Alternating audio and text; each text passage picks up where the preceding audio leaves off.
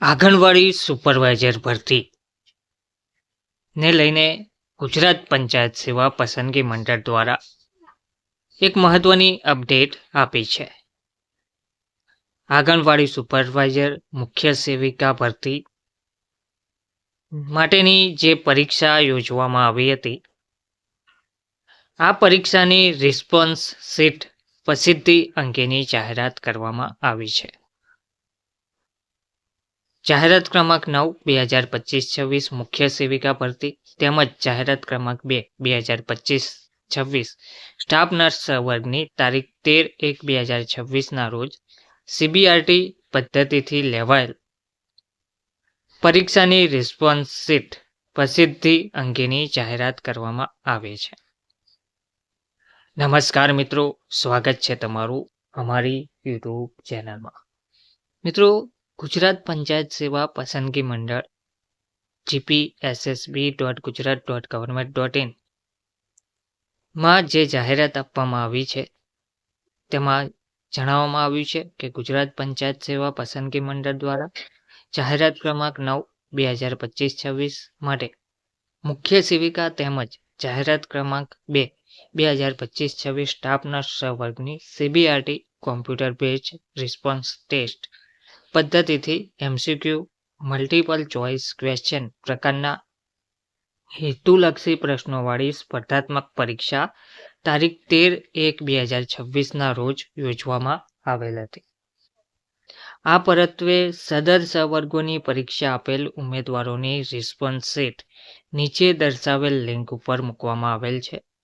ઉમેદવારોએ આ લિંક પર ક્લિક કરીને પોતાનું પ્રશ્નપત્ર તેમજ આપવામાં આવેલ રિસ્પોન્સ તારીખ 16/1/2026 સમય 13:55 કલાક સુધી તમે જોઈ શકશો.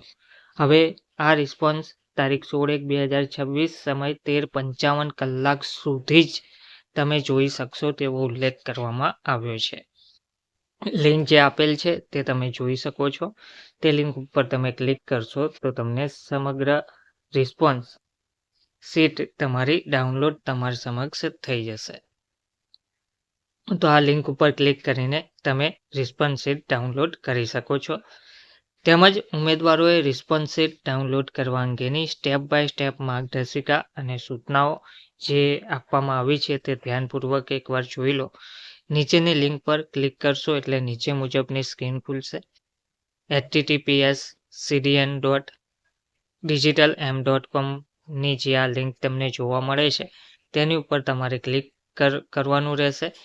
આ ક્લિક કરવા માટે તમારે સૌપ્રથમ ગુજરાત પંચાયત સેવા પસંદગી મંડળની જે વેબસાઇટ છે gpssb.gujarat.government.in તેના પર ક્લિક કરીને જે જાહેરાત ક્રમાંક 9/2025-26 મુખ્ય સેવિકા અને જાહેરાત ક્રમાંક 2/2025-26 સ્ટાફ નર્સ વર્ગની જે જાહેરાત આપવામાં આવી છે તે ઓપન કરવાની રહેશે. તે PDF ડાઉનલોડ કરશો તો તેમાં તમને આ લિંક મળી રહેશે. હવે આ લિંક ઉપર તમે જ્યારે ક્લિક કરશો, સ્ટેપ 1 આપણે જોઈએ, જે નીચેની લિંક પર ક્લિક કરશો લખેલ છે તેની પર તમે ક્લિક કરશો આ લિંક ઉપર તો તમારી સમક્ષ Gujarat panchayat service selection board આ રીતનું પેજ ઓપન થશે, જેમાં લોગિનમાં એડવર્ટાઇઝ નંબર એન્ડ નેમ એટલે સિલેક્ટ એડવર્ટાઇઝ નંબર તમારે દાખલ કરવાનો છે અને તમારું નામ લખવાનું રહેશે. એન્ટર કન્ફર્મેશન નંબર તમારે એડ કરવાનો છે. ડેટ ઓફ બર્થ તમારે એડ કરવાની છે. ત્યાર પછી નીચે જે કેપ્ચા કોડ આપેલ છે તે દાખલ કરીને તમે લોગિન કરશો તો તમારી સમક્ષ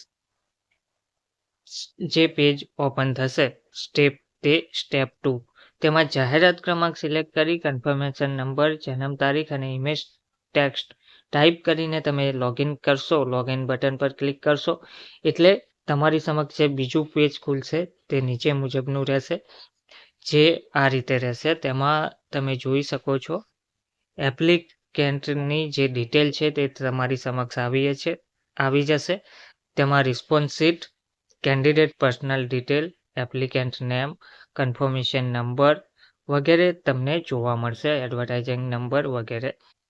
નીચે કેન્ડિડેટ ડોક્યુમેન્ટ ઇમેજ અપલોડ ડિટેલનું ઓપ્શન પણ તમને જોવા મળશે. ત્યાર પછી સ્ટેપ 3માં તમારે ઉમેદવાર દ્વારા રિસ્પોન્સ શીટ પર ક્લિક કર્યા બાદ નીચે મુજબની જે સ્ક્રીન ખુલશે જે તમે અહીં જોઈ શકો છો તેમાં ક્વેશ્ચન પેપર તમારું જે છે તે ઓપન થઈ જશે. એપ્લિકન્ટની ડિટેલ આવશે અને રિસ્પોન્સ શીટ અહીંયા ક્વેશ્ચન પેપર ઓપન થઈ જશે. હવે સ્ટેપ 4 આવે છે click here to generate it પર ક્લિક કરતા નીચે મુજબની સ્ક્રીન ખુલશે. તે પણ તમે જોઈ શકો છો કંઈક આ રીતની સ્ક્રીન તમારી સમક્ષ દેખાશે. તેમાં participant ID, participant name, test centre name, test date, test time, subject વગેરે દર્શાવવામાં આવ્યું હશે. Candidate applicant photo, candidate registration photo વગેરે.